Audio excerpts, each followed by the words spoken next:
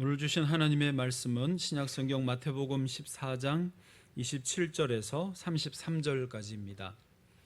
마태복음 14장 27절에서 33절까지 거룩한 하나님의 말씀을 제가 다 봉독해 드리겠습니다. 예수께서 즉시 이르시되 안심하라 나니 두려워하지 말라. 베드로가 대답하여 이르되 주여 만일 주님이시거든 나를 명하사 물 위로 오라 소서 하니 오라 하시니 베드로가 배에서 내려 물 위로 걸어서 예수께로 가되 바람을 보고 무서워 빠져가는지라 소리질러 이르되 주여 나를 구원하소서 하니 예수께서 즉시 손을 내밀어 그를 붙잡으시며 이르시되 믿음이 작은 자여 왜 의심하였느냐 하시고 배에 함께 오름에 바람이 그치는지라 배에 있는 사람들이 예수께 절하며 이르되 진실로 하나님의 아들이로소이다 하더라. 아멘. 따라하시죠. 주의 은혜가 내게 족합니다. 아멘. 주의 은혜가 오늘도 저와 여러분과 함께 하시기를 축복합니다. 어제 여름 성경학교 유아유치부가 교회에서 열려서 아주 행복하게 또 열심히 선생님들 또 봉사하시고 잘해 주었습니다. 점심 먹고는 여기 주차장에서 풀장을 만들어 놓고 아이들이 물놀이를 하였습니다. 저는 그 시간에 4층 목양실에 앉아서 설교 준비를 하다가 저도 모르게 설교 준비를 그만 잠시 접어놓고 1층으로 내려와서 아이들이 노는 모습을 구경을 하게 됐습니다. 왜 그랬을까? 좀 나중에 생각해 보니까 애들이 물놀이 하는 모습이 보고 싶었던 것 같아요. 아이들은 하나님의 형상대로 지음받은 그 모습을 그래도 상당히 많이 간직하고 있어요. 그래서 순수하고 덜 오염되어 있고 덜 왜곡되어 있어서 그 모습을 보는 자체로 우리가 기분이 좋아지고 힐링이 되는 그런 효과를 얻습니다. 물론 주야로 아이들을 보는 분들은 스트레스를 좀 받기는 하지만 어쨌든 드리고 싶은 말씀은 하나님이 우리를 하나님의 형상대로 창조하셨다는 것입니다. 그리고 하나님 형상으로 창조하시면서 창조하신 목적이 분명히 있다는 것이죠. 그것은 무엇입니까? 우리 인간은 누구나 하나님께 영광을 돌리도록, 하나님을 예배하도록, 하나님을 찬양하도록 지음받은 존재라는 것입니다. 고린도전서 10장 31절 그런즉 너희가 먹든지 마시든지 무엇을 하든지 다 하나님의 영광을 위하여 하라. 아멘. 그래서 사람은 하나님께 영광을 드리기 위해서 일을 하고 하나님께 영광 드리기 위해서 결혼하고 하나님께 영광 드리기 위해서 공부하고 하나님께 영광 드리기 위해서 돈도 버는 것입니다. 건강하게 하는 것도 하나님을 예배하기 위해서, 지식을 쌓는 것도 하나님을 예배하기 위해서인 것입니다. 여러분, 동물에게는 이런 목적의식이 없습니다. 라이언 킹, 동물의 왕 사자도 이 갈기가 아주 멋있고 근육이 있고 어지간한 동물들은 다 앞발 하나로 다 해치우는 사자도 지 배부르면 그걸로 끝입니다. 먹고 배부른 다음에 뭔가 예술을 추구하고 신을 찾고 그런 사자를 저는 본 적이 없습니다. 우리 교회 종탑에 까치집이 있어요. 이게 멀리서 보면 참새집처럼 자그맣게 보여도 올라가서 저거를 이렇게 막대기로 그 까치집을 해체해서 쏟아내리거든요.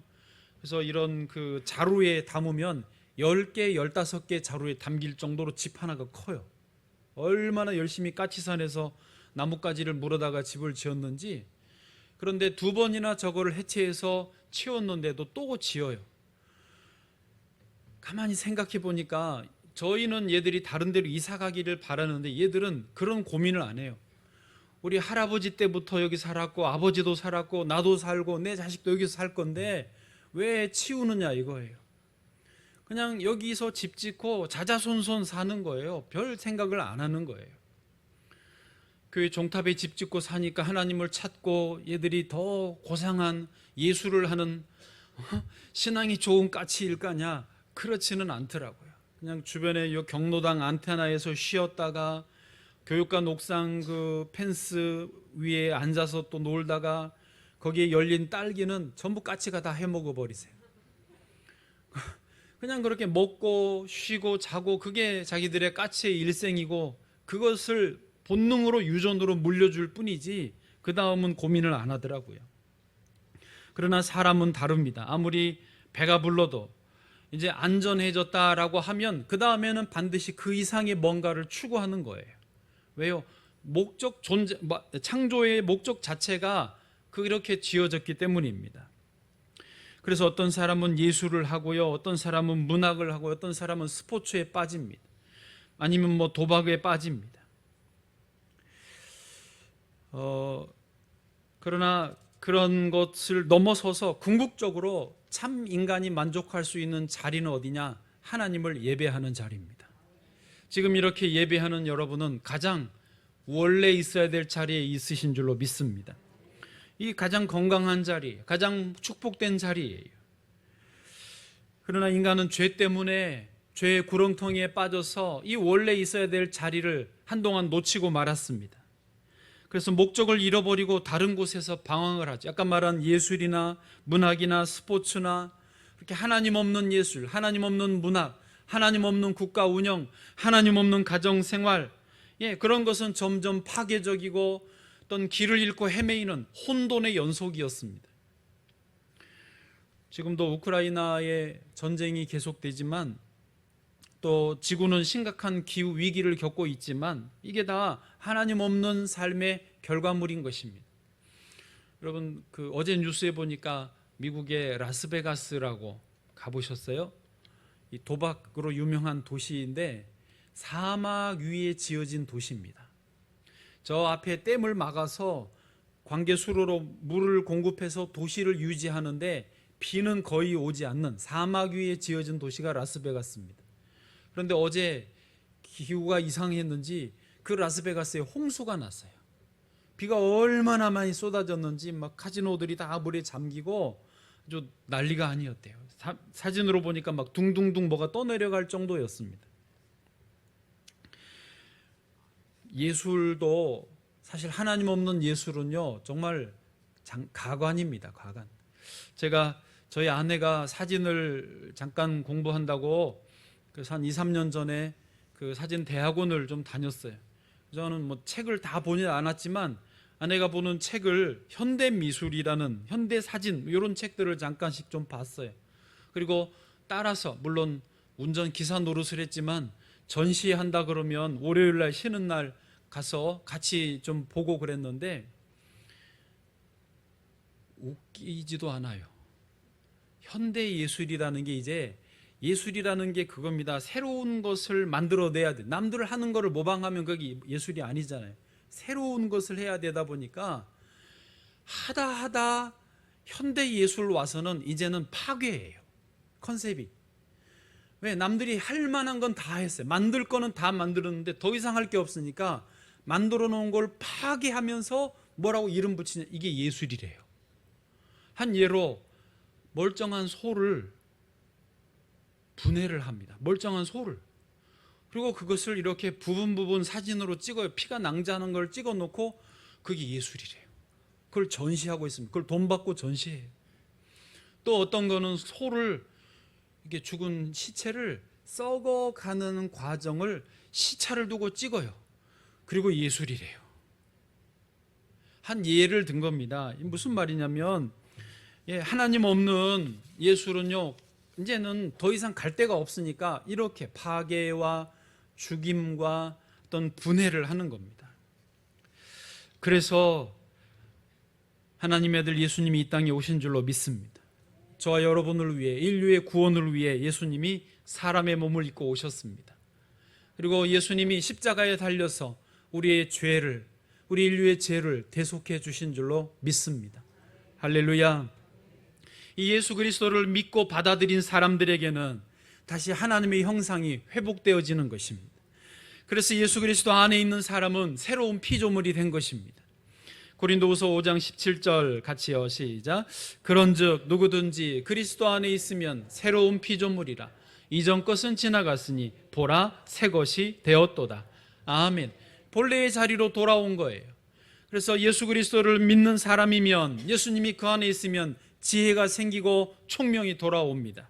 예수님이 함께 계시면 날마다 기뻐하고 작은 것에도 감사하게 되어지는 것입니다. 예수님이 함께 계시는 사람들이 찬양할 수 있게 되고, 찬양의 가사 한 소절 그 한마디에 감동을 받고 은혜를 받는 것입니다. 기도하는 한마디 한마디가 얼마나 귀하고 감사한지 모릅니다. 예배의 자리가 너무 좋아요.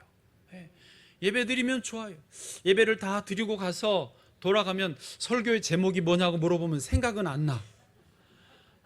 그렇지만 예배 드리는 자체가 좋아요. 왜? 예수님이 내 안에 계시니까. 제가 얼마나 위로가 되는지 몰라요. 원래 생각이 안 나는 거예요. 어제도 청년들이 4시 예배를 앞두고 1시간 전에 와서 찬양팀들이 연습을 합니다. 3시부터. 요유치부 교사들은 아침 9시 전부터 교회 와서 교회에서 지냈습니다. 청년부 예배가 어제 좀 길어가지고 한 7시 정도에 끝났어요. 그러니까 아침 9시부터 저녁 7시까지 있은 거예요. 저녁 먹으러 가는 것 같더라고요. 그 틈에 와서 좀 기도했는데 8시 반쯤 되니까 돌아왔어요. 밥 먹고 이쑤시면서 와가지고 그때 또 오늘 피아노 반주 연습을 또 몇 명은 하는 거예요. 여기서 하고 요유치부실에서 하고. 하루 종일 아버지 집에 있으면서 그 시간들을 지내는 거예요. 물론 그 시간에 나가서 뭔가 더 공부하고 뭔가 알바하면 자기에게 조금 더 보탬이 될 수도 있을지 모르겠지만, 아니, 그 영혼이 쉬는 곳은 아버지의 집입니다. 또 그 시간 나가서 있는다고 그렇게 꼭 의미 있는 것을 하리라는 보장도 없고요. 주의 집에 있는 게 축복입니다. 제가 아는 한 장로님이 계시는데요. 그 분당의 궁백교회라고 하는 곳에 장로님이세요. 이분에게는 간증이 있습니다. 그 젊어서 구두를 만들고 수선하는 기술이 탁월하셔서 이제 부인 집사님과 함께 의논을 하는데, 누가 일본에 가면 금방 큰 돈을, 많은 돈을 벌 수 있다라고 소개를 해줬대요. 간다고 하면 그분이 다 이렇게 알선해주고 안내해주겠다노라고 하셨대요. 그런데 부인 집사님하고 의논하면서 큰 돈을 벌기 위해서 일본으로 가는 것이 신앙적으로는 굉장한 손해겠다. 신앙생활이 쉽지 않고 내게 섬기게 해주신 이 교회를 지키는 것이 나는 더 좋겠다. 나는 열심히 믿음 생활하고 교회 지키고 예수님 사랑하며 살겠다라고 결국 그렇게 결정하고 일본을 안 가셨대요. 그런데 그 교회에서 이제 장로님도 되시고 부인도 권사님이 되시고 지금 세월이 흘러서 지금 60대 중후반 정도 되셨어요. 그런데 그 간증이 뭐냐, 다른 거 할 줄 아는 게 뭐 구두 수선하는 거. 그래서 지금 방배동에 버스 정류소 옆에 그 구두 수선 박스 있잖아요. 그런 그 구에서 만들어준 거기서 하나 맡아서 일을 하시는데, 하나님이 얼마나 복을 주셨는지 아파트가 2채래요. 네, 분당에. 그리고 자녀분들이 아들 하나 딸 하나인데 정확히는 모르지만 괜찮은 그런 직장을, 대기업인지 공기업인지를 다닌대요. 그리고 더 감사한 것은 2 자녀들이 결혼해서 다 교회에서 믿음 생활을 그렇게 잘하고 있다라는 거예요. 그래서 지금 간증이 그거예요. 그때 만일 돈을 좀 더 벌자고 일본으로 갔더라면 지금 이 복은 없었을 거라는 거죠. 그냥 교회 지키고 믿음 지키고 꾸준히 신앙 안에 있기를, 신앙을 선택했더니 하나님이 이렇게 복을 주셨다라고. 그래서 저는 다른 목사님 소개로 그 장로님을 만나고 이제 수선할 일이 있으면 가끔 거기 가는데 그 간증이에요. 돈을 안 받아요. 그래서 잘 못 가겠어요. 너무 감사해서 그런다고 하시지만 하여튼 저희는 또 미안했어요. 그렇습니다. 주님이 안에 계시면 우리는 이 땅에 살면서도 하나님의 놀라운 은혜를 경험하게 될 줄로 믿습니다. 내 영혼이 은총 입어 중한 죄짐 벗고 보니 슬픔 많은 이 세상도 천국으로 하도다. 할렐루야 찬양하세. 내 모든 죄 사함 받고 주 예수와 동행하니 그 어디나 하늘나라. 아멘. 그 끝소절을 하려고. 주 예수와 동행하니 그 어디나 하늘나라입니다. 아멘.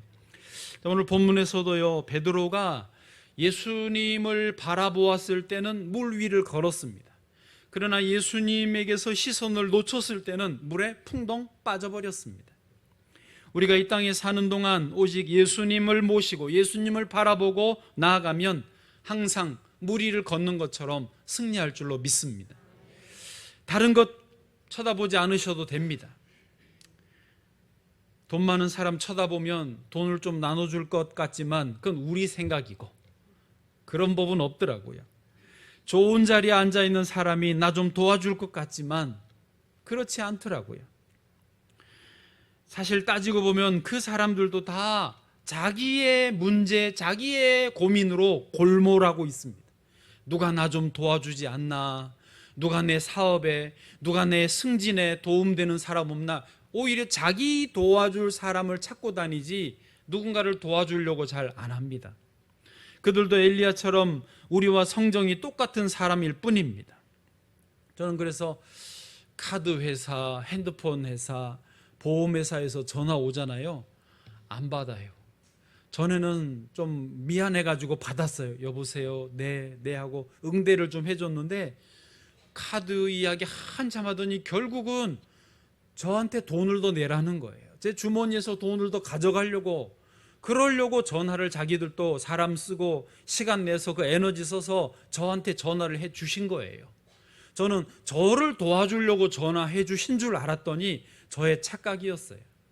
제가 도움이 필요하면, 제가 필요하면 내가 전화하면 되는 거예요. 네.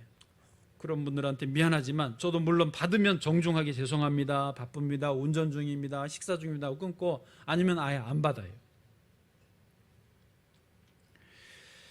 여러분, 김연아가 이번에 결혼한다고 발표를 했습니다. 그 10월 22일 신라 호텔에 산다고 시간 장소까지 다 공개를 했어요. 근데 그 남편 되는 신랑이 고우림이라고 5살 젊은 성악가입니다. 서울대 성악가 나왔더라고요. 텔레비전에도 나오는 무슨 스텔라? 포레스텔라? 맞아요? 네, 그런 것 같아요. 하여튼 그 5년 전에 팬덤싱어에 출연해서 우승도 하고 하는 그 친구들인데 그 중에 고우림이에요. 근데 들으셨는지 모르겠는데 그 고우림 신랑의 아버지가 대구에서 평화교회 목사이시고 담임 목사이시고 이주민 선교센터를 운영하세요. 그러니까 외국에서 온 노동자들, 근로자들, 또 간혹 불법 체류자들도 챙기고 돕는 사역을 오랫동안 조용하게 해오신 분이에요. 이분이 저희 신학교 동기예요. 나이는 저보다 많은데 저하고 무척 친하냐? 절대 그렇지 않습니다. 그냥 동기가 250명이다 보니까 그냥 알고만 지내는 정도. 네, 지난 5년 동안, 이제 5년이 왜 5년이냐면 5년 전에 카톡방에 처음으로 글을 올렸어요. 자기 아들이 그 팬텀싱어에 나오니까 기도 좀 부탁한다고. 그래서 우리 동기들이 다 같이 기도해 줬는데 이번에 5년 만에 다시 엊그제 목요일 날 글을 올렸더라고요. 그러면서 써놓은 게, 요약하면 5년 전에도 아들이 팬텀싱어 경연에 나갈 때 기도로 응원해 주셔서 감사하다고, 그리고 지금 이렇게 김연아하고 연결돼서 지금 이렇게 된 것도 다 그때 그 기도해 주셔서 그 원인이라고 하면서 이제 말을 좀 그렇게 한 거죠. 그리고는 기도 부탁을 이렇게 합니다. 두 사람이 만난 것이 하나님의 은혜인데 앞으로 결혼을 하면 2가지를 부탁한다는 거예요. 첫째는 공적 책임을 감당할 수 있도록.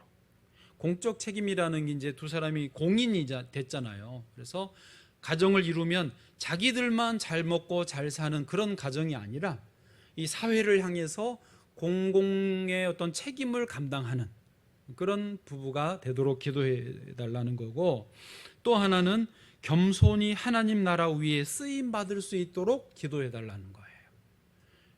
목사님 아들이고 본인도 믿음이 있고, 김연아 씨는 캐톨릭인데 어떻게 하는지 모르겠어요. 그러나 기본적인 신앙은 있으니까 그 신앙인으로서 하나님 나라 위에 쓰임 받게 해달라는 게 두 번째 기도 요청이었어요. 그러면서 아버지로서의 그런 조심스러움, 워낙에 유명한 사람이고 또 자기 아들도 뭐 그렇지만 이게 사람들이 말이 많잖아요. 벌써 제가 아는 분도 험담을 막 해요. 잘 못 살 걸 막 이러더라고요. 왜 그러는지 모르겠어요. 참 상관도 없는데 잘 살도록 기도하고 믿음 안에서 이렇게 선한 영향력을 공적인 그런 어떤 역할을 감당하고 책임을 감당하고 하나님 나라 위에 쓰임 받도록 기도해 줘야 되겠죠. 중요한 것은 뭐냐? 유명한 사람이든 돈이 많은 사람이든 세상적으로 성공한 사람이든 혹은 그렇지 않든 그 안에 예수 그리스도가 있으면 이런 일을 귀하게 감당할 것입니다. 예수 그리스도가 없으면요, 많은 사람들이 유명하고 돈 벌어서도 다 자기들만 먹고 살려고 가는 것이죠.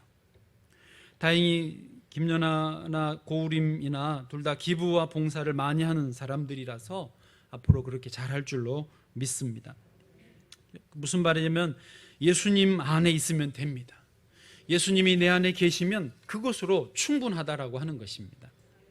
자, 이제 오늘 본문에서 베드로가 물에 빠진 이유, 제목 베드로는 왜 물에 빠졌는가 했는데요, 이유를 두 가지로 정리해 볼 수 있습니다. 하나는 물 위를 걸으려고 시도했기 때문에, 베드로가 물 위를 걸으려고 시도했기 때문에 물에 빠진 거예요. 또 하나는 베드로가 예수님을 시선에서 놓쳤기 때문에 물에 빠진 것입니다. 이 두 가지를 간단하게만 설명을 드려보겠습니다. 첫 번째, 물 위를 걸으려 시도했기 때문에 물에 빠졌다라는 말이에요. 조금 듣기에 이상하실지 모르겠지만 사실 11 제자는 배에 그냥 그대로 있었잖아요. 그들은 물에 안 빠졌습니다. 물 위를 걸어보겠다고 나섰던 베드로만 물에 빠졌어요. 자, 그런데요, 이게 물 위를 걸으려고 한 베드로의 이 행동이, 이 도전이 어떤 상징적인 의미가 있습니다. 그것은 뭐냐면 믿음의 사람으로서 배는 교회 공동체를 의미하고요, 배 밖을 나간다라고 하는 것은 어디로 가는 거죠? 교회를 벗어나서 세상으로 나간다는 것을 의미합니다. 즉, 교회 밖에서도 믿음으로 살아보겠다고 했던 것이죠. 그게 물 위를 걸으려고 한 거예요. 그런데 그러다가 물에 빠졌다는 것입니다. 이렇게 해석을 할 수 있는 배경이 좀 있습니다. 초기 교회에는요, 박해가 심했습니다. 그래서 사람들이 예를 들면 로마 황제, 그 네로 황제가 로마시에 대화재가 났을 때 저 그리스도인들이 불을 질렀다라고 책임을 전가하고 막 잡아다가 죽이고 사자의 밥이 되게 하고 그랬잖아요. 엄청난 박해가 있었습니다. 그때 성도들은 이런 질문이 있었어요. 도대체 우리 예수님은 어디 가셨길래 우리를 이렇게 박해받도록 내버려 두시는가 하는 그런 의문이 있었어요. 그런데 그 복음서를 당시에 이제 예수님 돌아가시고 복음서를 곧 시기에, 그 박해 시기에 기록하던 마태, 마가, 누가요 복음서의 저자들이 예수님의 그 풍랑 속에 잠잠하게 하신 그 사건을 기록하면서 그 내용을 기록한 거예요. 그게 이제 비유가 아니고 상징하는 건데, 예수님이 제자들이 풍랑 만나서 물이 배에 들어 차고 배가 침몰하기 직전에 예수님은 뭐 하고 계셨죠? 주무시고 계셨어요. 고물에서 베개를 베고 쿨쿨 주무셨다고요. 그때 제자들이 뭐라고 하냐, 마가복음 4장 38절에 보면 예수께서는 고물에서 베개를 베고 주무시더니 제자들이 깨우며 이르되 선생님이여 우리가 죽게 된 것을 돌보지 아니하시나이까 하니. 자, 요 상황을 꼭 풍랑 만난 제자들로만 직접적으로 이해하지 말고 상징적으로 지금 박해 중에 죽어나가는 성도들 상황을 상상을 해보시면 이해가 좀 되시지 않습니까? 실제로 이 일이 있었지만 지금 초기 교회 박해 속에서 제자들은 주님, 우리가 이렇게 박해 속에 죽어가고 있는데 왜 우리 교회를 지켜주지 않습니까? 왜 우리를 보호해주지 않으십니까? 왜 어디서 잠만 주무시고 계십니까? 이렇게 하소연을 했다라는 것이죠. 결국 예수님은 잠에서 깨어나셔서 바람과 풍랑을 잠잠케 하시고 제자들에게 한마디 하시죠. 40절에 보니까 어찌하여 이렇게 무서워하느냐? 너희가 어찌 믿음이 없느냐? 어쨌든 예수님은 풍랑을 잠잠케 하셨고 교회를 보호해 주셨습니다. 로마의 황제들은 죽어나가고 없어졌지만 교회는 지금도 여전히 살아있고 온 세계를 복음으로 덮게 된 것입니다. 황제가 아니라 교회가 승리한 것이죠. 그래서 교회 안에 있는 성도들을 예수님이 이렇게 보호해 주시는 거예요. 그런데 요거하고 비교해서 오늘 본문은요, 베드로가 배 밖을 벗어나서 물 위를 걸으려고 한다라는 것이죠. 이제 이해되십니까? 그래서 배 안에, 즉 교회 안에만 있어도 주님과 함께 있어도 안전하지만 배 밖에 세상으로 나가서도 믿음으로 나가려는 시도는 필요하다라는 것이죠. 안전한 배를 떠나서 험악한 세상에서도 믿음으로 걸어갈 수 있을까? 이것을 베드로가 자기 테스트를 한 것입니다. 결과는 아시겠지만 성공이었습니까? 실패였습니까? 실패했어요. 어쨌든 베드로가 물에 빠진 첫 번째 이유, 물 위를 걸으려고 시도했기 때문이다. 여러분은 시도하고 싶으십니까? 안 하고 싶으십니까?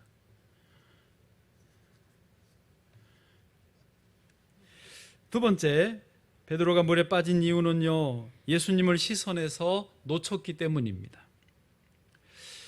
여러분 한번 상상을 해보실까요? 여러분이 물 위를 지금 걸으신다면 기분이 어떠실까요? 신기할 것입니다. 아마 기분이 짜릿짜릿할 거예요. 어머, 신기하다. 진짜 내가 물 위를 걷네? 또 어떤 구름 위를 걷는 것처럼 황홀할 것 같아요. 또 이게 물리적으로는 말이 안 되잖아요. 물에 빠져야 되는데 안 빠지니까 인간의 한계를 넘어서는, 넘사벽을 넘어서는 그런 느낌일 거예요. 짜릿하고 신기하고 황홀하고 한계를 넘어서는 그런 기분입니다. 그래서 이스라엘 백성들은요, 그런 기분을 꿈꾸는 것 같았다고. 그러니까 포로 생활 70년 만에 돌아왔을 때 우리가 꿈꾸는 것 같았다라고 하는 것처럼 8.15 해방 맞아서 우리 조상들이 대한독립 만세를 외치며 길거리를 뛰어다니셨던 것처럼 그렇게 꿈꾸는 것 같은 경험을 한 것입니다. 여러분, 기왕에 이 땅에 살면서 인생에서 한두 번 정도는 이런 꿈꾸는 것 같은 짜릿하고 황홀하고 인간의 한계를 넘어서는 그런 경험을 하실 수 있기를 축복합니다. 아멘. 기왕에 얼마나 좋아요. 그냥 로또에 당첨되는 거. 아니, 꼭 그러지 마세요. 그러나 하여튼 하나님이 내게 이렇게 복을 주셨구나, 이렇게 은혜를 주셨구나, 그런 체험을 하시면 좋겠어요. 뭐 하고 싶으세요? 말만 해보세요. 생각만 해보세요. 그런 은혜가 있기를 다시 한번 축원합니다. 그런데 이제 문제는 뭐냐면 그런 황홀한, 그런 짜릿한, 그런 한계를 넘어서는 경험을 하다 보니 베드로가 예수님에게서 시선을 잠시 빼앗겼다라고 하는 것이죠. 우리 본문의 30절입니다. 30절요. 시작. 바람을 보고 무서워 빠져가는지라 소리질러 이르되 주여 나를 구원하소서 하니. 아멘. 처음에 예수님 보고 올 때는 물 위를 잘 걸었는데 기분 좋다 하다가 바람을 보고 자기도 모르게 시선을 뺏기고 물에 빠지게 되었다라고 하는 것이죠. 여러분, 아무리 황홀한 기분일지라도 예수님은 항상 바라보시기를 바랍니다. 자, 그렇다면요, 이제 정리를 해보시면 베드로가 배 안에, 즉 교회 안에 있을 때에도 믿음이 필요하고 교회 밖에, 즉 세상을 살아갈 때도 믿음이 필요한 거예요. 결국 주님만 바라보고 믿음으로 살아야 우리는 어디서든지 시험 들지 않고 건강하게 은혜된 삶을 살아갈 수 있다라고 하는 것입니다. 감사한 것은 베드로가 오늘 본문에서는 물에 빠지고 말았지만 허우적대는 비참한 참 부끄러운 모습을 보였지만 뒤에 나중에 가니까요, 베드로는 물 위를 걸었습니다. 즉 세상에서 믿음의 삶이 어떤 것인지를 역력하게 분명하게 보여주는 승리의 삶을 살았다는 것입니다. 물론 그 후로도 베드로는 심각한 실수와 실패를 했지요. 물에 빠지고 또 빠지듯이 예수님을 3번 모른다고 부인하고 저주하기까지 하고, 예수님 돌아가시니까 갈릴리로 고기 잡으러 가겠다고 해서 다른 제자들도 시험에 들게 하기도 했습니다. 그러나 베드로가 성령 세례를 받고 이제 예수님 은혜 안에 충만한 상태가 되니까 그 다음부터는 물 위를 계속 걷는 것입니다. 성령 세례 받은 직후 베드로가 어떻게 했습니까? 사람들이 다 방언하니까 술 취했냐, 미쳤냐, 이상하다 할 때 베드로가 일어서서 예수 그리스도를 증거합니다. 당신들이 십자가에 못 박은 그 나사렛 예수가 우리가 기다린 구약에서 예고한 그 메시아다라고 증거를 하는 것입니다. 사람들이 마음에 찔려서 형제들아 우리가 어찌할꼬 물으니까 베드로가 이렇게 대답해 줍니다. 사도행전 2장 38절입니다. 베드로가 이르되 너희가 회개하여 각각 예수 그리스도의 이름으로 세례를 받고 죄 사함을 받으라. 그리하면 성령의 선물을 받으리니. 아멘. 이제 베드로의 마음에는 예수 그리스도가 가득한 것입니다. 베드로의 눈에는 언제나 예수님만 보이는 것입니다. 입만 열면 예수, 예수밖에 없다는 것입니다. 그랬더니 베드로의 지혜가 살아나고 총명이 돌아오고 그에게 능력이 나타나는 것입니다. 한 번은 성전으로 제9시 오후 3시에 기도 시간에 성전으로 가다가 성전문 앞에 나면서부터 앉은뱅이가 있었지 않습니까? 한 번도 걸어본 적이 없는 사람이. 근데 베드로와 요한이 어떻게 하지요? 그의 손을 잡고 이렇게 세우면서 이렇게 선포합니다. 금과 금은 은과 금은 내게 없어요. 내 안에 금은 이런 보화 이런 돈은 없다. 그러나 내게 있는 것으로 내게 주는. 베드로의 안에는 지금 뭐로 충만합니까? 예수 그리스도로 충만한 거예요. 내게 있는 것으로 너에게 주노니 나사렛 예수의 이름으로 일어나 걸어라. 이렇게 세우니 이 사람이 일어나가지고 뛰고 걷고 하나님을 찬양하면서 완전히 건강한 사람이 되는 것입니다. 그렇습니다. 베드로의 안에는 이제 예수님밖에 없는 거예요. 예수님에게 시선을 떼지 않는 거예요. 그는 물에 다시 빠지지 않는 거예요. 계속 물 위를 걷는 승리의 삶을 사는 것입니다. 계속 그런 식으로 나아가니까 관료들이 베드로 요한을 붙잡아서 감옥에 가둡니다. 매를 때립니다. 그리고 협박을 해요. 뭐라고 하느냐? 다시는 예수의 이름으로 증거하지 마라. 예수의 이름 계속 증거하면 우리가 괴롭다, 증거하지 말라는 거예요. 그러나 베드로가 그 말을 듣고 싶어도 들을 수가 없어요. 왜? 이 안에 예수님이 너무 충만한 거예요. 예수님은 너무 가득해서 그 말을 들을 수가 없다는 거예요. 사도행전 4장 19절에 대답합니다. 베드로와 요한이 대답하여 이르되 하나님 앞에서 너희의 말을 듣는 것이 하나님의 말씀을 듣는 것보다 옳은가 판단하라. 나는 뭐가 옳은지 안다. 이 옳은 거를 하지 않을 수 없다라는 것입니다. 지난 금요일 기도 때 잠깐 나눴는데요. 12가지 인생의 법칙이라는 책을 쓴 조던 피터슨이라는 전 하버드대 교수님이 있습니다. 이분은 현대인들이 왜 혼돈에 빠졌느냐, 심리학자인데요. 굉장히 연구를 많이 했고 그 유튜브에 영상도 올리고 자기 어떤 생각을 나누는데 구독자가 500만 명이에요. 그럼 구독자 500만 명을 놀라지 않으시는데 이런 거 아는 분들은 이게 대단한 거예요. 전 세계적으로 대단한 거예요. 그분의 영상을 뷰 본 사람들이 2억 뷰가 3억 뷰가 넘었어요. 굉장히 지금 젊은 세대에게, 특별히 서구인들에게 강력한 영향력을 끼치는 분입니다. 그런데 이분이 서구 사람들, 이제 주로 자기도 캐나다 출신인데 미국 캐나다 이쪽 북미에서 활동을 했기 때문에 서구 사람들이 왜 혼돈에 빠졌느냐, 왜 서구 사람들이 삶의 의미를 잃어버렸느냐 원인을 분석해 줬어요. 그리고 서구인들이 공감하는 내용인데요. 뭐냐면 서구인들은 좀 일찍이 동양 사람들보다 전통과 종교를 버렸다라는 거예요. 이게 무슨 의미냐면 전통과 종교가 사람들을 얽어맨다고 생각해서 일찍이 버렸어요. 그랬더니 어떤 현상이 나타나느냐, 일단은 사람들이 좋았죠. 왜? 자유로우니까, 얽매이는 게 없으니까. 주일날 교회 안 가도 되고, 뭐 서로 막 지켜온 전통 안 지켜도 되고, 개인주의면서 너 하고 싶은 대로 해라요. 남이 뭘 하든지 상관하지 않는 거예요. 서구 문화가 그렇지 않습니까? 성소수자도 존중하고, 다른 종교, 다른 신앙, 다른 문화, 뭐 귀를 뚫던, 귀는 원래 뚫려 있나?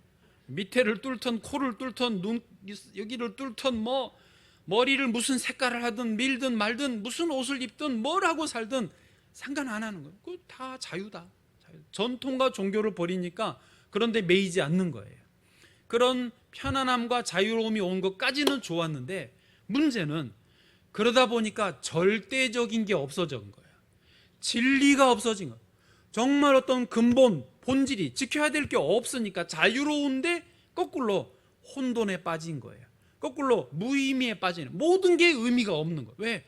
절대 진리가 없는데? 이 말이 이해되십니까? 다 이것도 좋고 저것도 좋고 이것도 옳고 저것도 옳으니까 꼭 이거여야 된다라는 게 없어요. 그래서 결국은 거꾸로 가니까 의미가 없어요. 그래서요, 벌써 오래전부터 서양에서는, 이게 우리나라에도 뭐 와 있는 것 같은데, 처음 본 사람하고 그날 술 먹으면서 마음에 들면 원나잇을 하는 거예요. 그게 그냥 자연스럽고 아무렇지도 않아요. 아까 말한 예술의 그런 희한한 거에 빠지고, 스포츠, 축구 선수들이, 스타들이 다 그게 빠지니까 돈을 엄청 몇 천억씩을 받는 거예요. 그런데 빠지는 거죠. 결국 영혼이 길을 잃고 헤매는 것입니다. 사실은 서양 사람들이 그 상황에서 물에 빠져서 다 허우적대고 있는 거예요.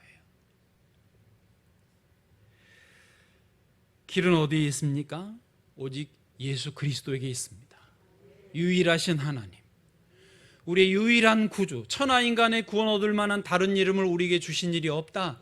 오직 예수 그리스도를 통해서만 하나님의 형상이 회복됩니다.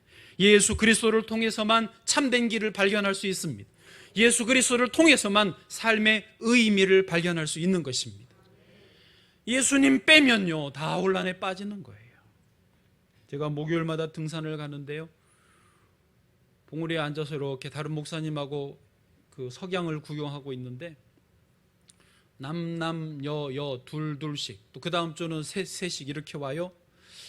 한 40대쯤 되어 보이나? 오빠 해요. 그래서 부부들이신가 했더니 또 하는 말에 우리 신랑은, 그러면서 여기 없는 신랑 이야기를 하는 거예요. 우리가 둘이 앉아가지고 이건 뭐지? 그러면서 굉장히 저희들은 목사 2명이 순진하게 앉아가지고 좀 당황스러워서 정리가 안 돼가지고, 근데 절더러 사진을 찍어달라고 그래가지고 대충 찍어줬어요. 근데 다음 주에 또 만났어요. 지난주 사진이 이상했대요. 내가 내 정신이 아니었거든요. 하여튼 세상이 지금 그렇습니다. 여러분, 자기 관리를 잘해야 인생이 건강하게 살 수 있습니다. 시간 관리, 재정 관리 잘해야 잘 살 수 있지 않습니까? 가정 관리, 자녀들 관리, 교회, 국가 관리도 잘해야 됩니다. 어떻게 하는 게 제일 잘하는 것일까요? 예수 그리스도에게 맡기는 것입니다. 주님, 나를 예수님께 맡깁니다. 주님 말씀하시면 내가 나아가겠습니다. 주님 뜻이 아니면 내가 멈춰 서겠습니다. 주, 우리 가정, 우리 자녀들 주께 맡깁니다. 주님이 주인 되어 주십시오. 그거보다도 좋은 관리가 없는 거예요. 국가를 내가 관리하려고 그러면 어려움, 혼란에 빠집니다. 그러나 예수 그리스도에게 맡기면요, 길이 활짝 시온의 대로가 열려지는 줄로 믿습니다. 예수님과 함께 하십시오. 예수님만을 바라보시고 나아가십시오. 주님이 놀라운 길을 열어주실 줄로 믿습니다. 혹시 가다가 물에 빠질 수 있어요. 언제든지 주님께 말씀하십시오. 금방금방 주님이 즉시 손을 내밀어 건져주시더라. 그리고 베드로와 함께 다시 안전한 배로, 즉 교회 안으로 인도해 주시거든요. 언제든지 물에 빠지면 걱정하지 말고 또 일어나고 또 일어나면서 결국 베드로처럼 언젠가는 물 위를 걷는 저와 여러분 되기를 축복합니다.